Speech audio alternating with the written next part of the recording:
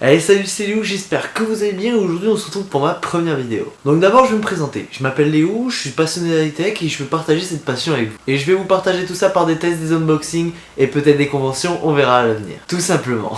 Et aujourd'hui je vais vous parler du dernier smartphone de Huawei. Alors plus exactement de Honor qui est une filiale reliée à Huawei.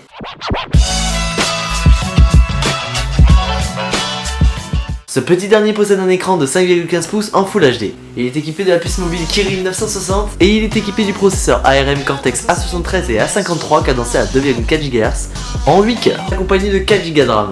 C'est quand même sacrément puissant.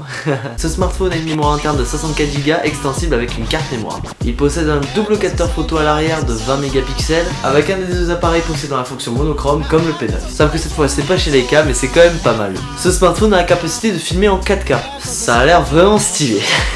Et j'allais oublier de vous parler de la caméra avant. Elle est de 8 mégapixels. C'est vachement correct. Il tourne sur la version Android Nougat 7.0 et a une batterie de 3200 mAh. Et bien sûr, comme vous devez vous en douter, il a un capteur d'empreinte digitale. Mais cette fois-ci, le capteur d'empreinte digitale a été décalé à l'avant, comme son grand frère le Huawei P10. Bon, depuis tout à l'heure, vous devez vous en douter, je trouve que ce smartphone c'est de la bombe. Mais je vous ai pas dit ce qui me déçoit chez ce smartphone. Parce qu'il y a quand même des trucs, je m'attendais à mieux quand même.